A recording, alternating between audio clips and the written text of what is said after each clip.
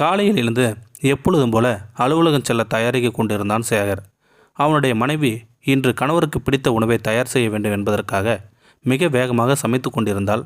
ஆனால் தினமும் செல்வதை நேரத்தை விட சற்று முன்னதாக புறப்பட்டான் சேகர். இதை பார்த்த மனைவி, ஏன் இவ்வளவு சீக்கிரமாக போறீங்க என்று வினாவினாள். அலுவலகத்தில் கொஞ்சம் வேலை இருப்பதாக சொல்லிக்கொண்டே கிளம்பினான் சேகர். நேற்றே சொல்லியிருந்தால் இன்னும் விரைவாக சமைத்திருப்பேனே, கொஞ்சம் பொறுங்கள், சமையல் முடியப் போகிறது என்றாள் மனைவி. எல்லாம் உன்னிடம் சொல்லி கொண்டு தான் இருக்க வேண்டுமா?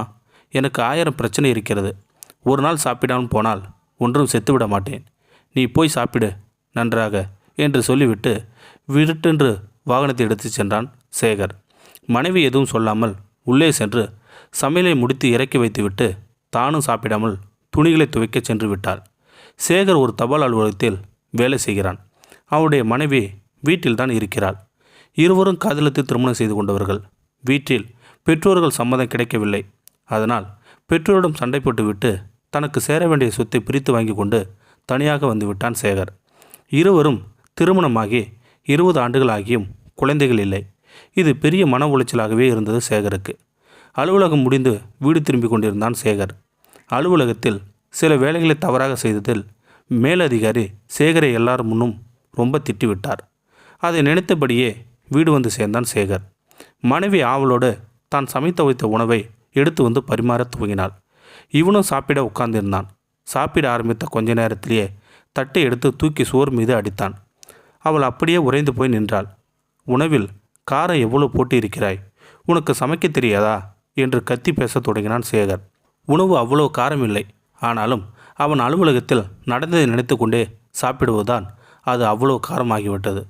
உன்னால் ஒரு காரியம் ஒழுங்காக செய்ய முடியாதல்ல, என் விதி, உன்னோட வாழ வேண்டிய என்பதற்காக என் உறவுகளை எல்லாம் தூக்கி எறிந்தேன். உன்னால் ஒரு குழந்தை பெற்றுக் கொடுக்க முடியவில்லை, அது கூட பாக்கியம் கூட இல்லை. உன்னை திருமணம் செய்து கொள்ளாமலே இருந்திருக்கலாம். என் பெற்றோர் பேச்சை எப்பொழுதே கேட்டிருக்கலாம். உன்னால் தான் என் வாழ்க்கையை இப்படி இருளாகி மாறிவிட்டது என்று புலம்பிக் கொண்டான் சேகர். அலுவலகத்திலும் இவ்வளோ ஆண்டு வேலை செய்து உனக்கு தானே கொட்டுகிறேன், என்ன பண்ணுவது, காதலித்து விட்டேன் அல்லவா, இன்னும் நிறைய சம்பாதித்து கொட்டுகிறேன், நன்றாக கொட்டிக்கொள் என அடுக்கிக் கொண்டே போனான் சேகர். அரைக்கதை வேகமாக மூடிவிட்டு உள்ளே சென்று விட்டான். மனைவி கண்கலங்கியபடி தானும் எல்லாரையும் விட்டுதானே வந்தேன் என மனதில் நினைத்து கொண்டே கண்ணீர் தரையில் விழுந்தபடி வீட்டை சுத்தம் செய்து கொண்டிருந்தாள் மனைவி.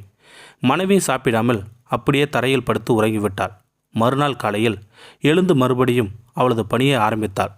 சேகர் எதுவும் பேசாமல் செய்து வைத்த சாப்பாட்டை எடுத்துக்கொள்ளாமல் விருட்டென்று கிளம்பிவிட்டான். அலுவலகம் சேர்ந்த பிறகு தனது பணியை ஆரம்பித்தான் சேகர். அப்பொழுது ஒரு வயதான முதியவர் தலையில் ஒரு பழக்குடை சுமந்தபடி வியர்வை சொட்ட சொட்ட வந்தார். மதிய நேர உச்சி வெயில் வேறு. பழக்குடையை இறக்கி வைத்துவிட்டு அலுவலகத்தின் உள்ளே வந்தார். தனது சட்டைப்பையில் இருந்த பணத்தை எடுத்து மேசையில் வைத்தார். பணம் அவரது வேர்வையில் நனைந்திருந்தது. இதை கண்ட சேகருக்கு ஒரே ஆச்சரியம். இவ்வளவு வயதான காலத்திலும் யாருக்காக இப்படி உழைக்கிறார் என்று.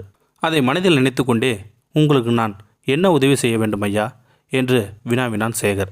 அந்த முதியவர் கடந்த மாதம் பணம் அனுப்பிய ரசீதியை காண்பித்தார். இதோ முகவரிக்கே பணம் அனுப்ப வேண்டும் என்று சொல்லிவிட்டு அதோடு ஒரு கடிதத்தையும் கொடுத்தார் அந்த முதியவர். அந்த ரசீதை கண்ட சேகருக்கு ஒரே அதிர்ச்சி. அது ஒரு முதியோர் இல்லத்தின் முகவரி. சேகருக்கும் இதயம் வேகமாக துடிக்க ஆரம்பித்தது.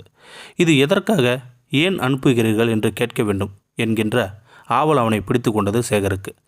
ஐயா, இதை கேட்கத்தான் கூடாது, இருந்தாலும் என் மனம் கேட்க வேண்டும் என்று துடிக்கிறது. உங்களிடம் ஒன்று கேட்கலாமா என்று குரல் தாழ்த்தியபடி கேட்டான் சேகர். அவரும் சொல்லுங்கள் தம்பில் என்றார். நீங்கள் யாருக்கு பணம் அனுப்புகிறீர்கள், எதற்காக, உங்கள் மனைவிக்காகவா என்றார் அந்த சேகர். அந்த முதியவர் ஆச்சரியமாக சேகரை பார்த்தார். சேகருக்கு ஒன்றுமே புரியவில்லை. தவறாக கேட்டுவிட்டோமோ என்று நெஞ்சம் படபடத்தது சேகருக்கு. நான் இருக்கும்போது என் மனைவியை அப்படி விட்டு விடுவேனா தம்பி என்று சற்று கம்பீரமாக அந்த முதியவர் சொன்னார். சேகர் அமைதியாக அவர் சொல்வதை கேட்க ஆரம்பித்தான். முதியவர் சொல்ல ஆரம்பித்தார்.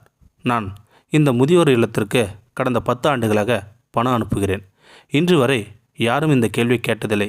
முதல் முறையாக நீங்கள் கேட்டதற்கு எனக்கு ஆச்சரியமாக இருக்கிறது தம்பி என்று சற்று உற்சாகமாக சொல்ல ஆரம்பித்தார் அந்த முதியவர். எனக்கு திருமணமாகி 40 ஆண்டுகள் ஆகின்றன. என் மனைவி என் கூட தான் இருக்கிறாள். எங்களுக்கு குழந்தைகள் இல்லை. என் மனைவிக்கு வாய் பேச முடியாது.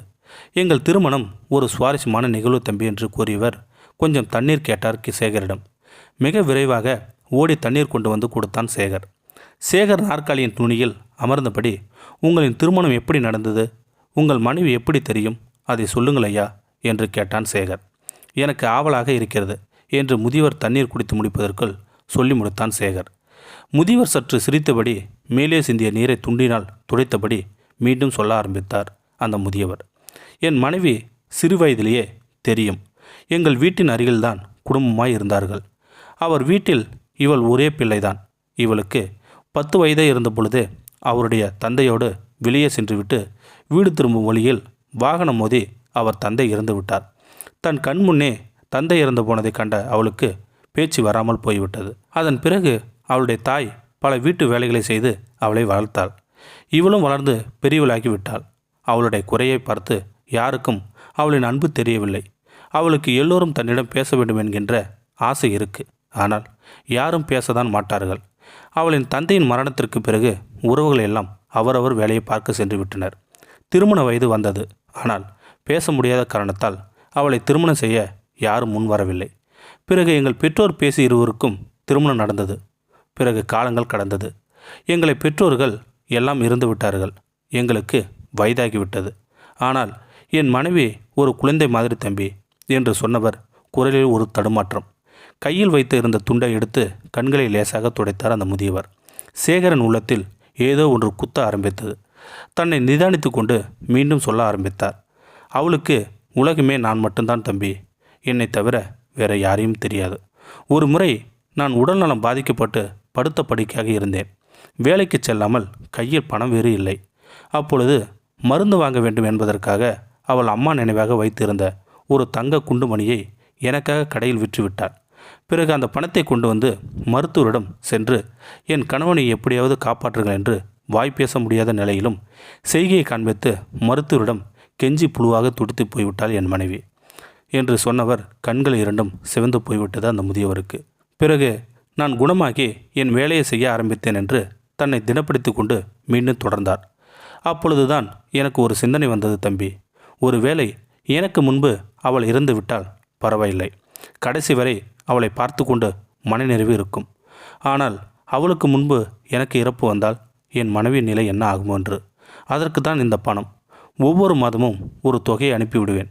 அதில் பாதி அந்த முதியோர் இல்லத்தில் கணவன் இல்லாமல் இருக்கும் மற்றவர்களுக்கும், மீதி பாதி தொகையை என் மனைவிக்காக சேர்த்து வைத்து கொண்டு வருகிறேன் என்று சொன்னார் அந்த முதியவர். அந்த பணத்தோடு ஒரு கடிதம் கொடுத்தேன் அல்லவா, அதை திறந்து படித்து பாருங்கள் தம்பி என்றார் அந்த முதியவர். சேகர் நெஞ்சில் ஒரு உறுத்தல். கைகள் நடுங்கியபடி கடிதத்தை பிரித்து பார்த்தான். அவன் கண்கள் இரண்டும் கலங்கியபடி இருந்தது. அதில், நானும் என் மனைவியும் நலமாக உள்ளோம். இந்த மாதம் என்னால் இயன்ற தொகையை அனுப்பியுள்ளேன். அடுத்த மாதம் இதேபோல் கடிதமும் பணமும் வரவில்லை என்றால் நான் இறந்து போயிருப்பேன். நீங்கள் வந்து என் மனைவி அழைத்து சென்று பத்திரமாக குழந்தை போல கடைசி வரை பார்த்து கொள்ளுங்கள். இதுவே என் கடைசி ஆசை. இதை படித்த சேகருக்கு நெஞ்சில் பாரம் கூடியது. கை கால் நடுங்க ஆரம்பித்தது. கலங்கிய கண்களோடு அந்த முதியவரை பார்த்தான். சரி தம்பி, எனக்கு நேரம் ஆகிவிட்டது. அதை அனுப்பிவிடுங்கள். ஒரு உதவி செய்ய வேண்டும் என்றார் அந்த முதியவர். என்ன செய்ய வேண்டும் ஐயா என அவளோடு கேட்டான் சேகர். வெளியில் நான் வியாபாரப்பை செய்யும் பழக்கூடை இருக்கிறது. அந்த பழக்கொடியை கொஞ்சம் தூக்கிவிட முடியுமா என்றார் அந்த முதியவர்.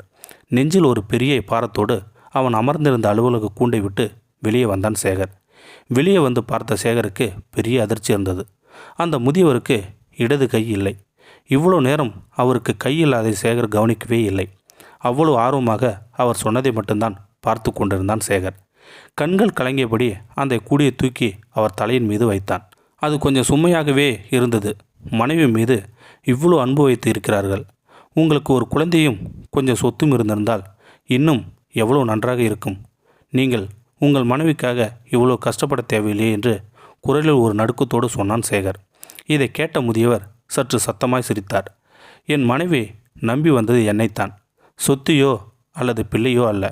அவளுக்காக சுமக்கின்ற இந்த சுமையே ஒரு சுகந்தான் தம்பி என்று சொல்லிக்கொண்டே உச்சி வெயிலில் உற்சாகமாக பழக்கூடிய தலையில் வைத்தபடி ஒரு கையில் பிடித்து கொண்டு நடக்க ஆரம்பித்தார் அந்த முதியவர். சேகரின் கண்கள் கலங்கி நின்ற நீர் பெருதுளியாக தரையில் விழுந்தது.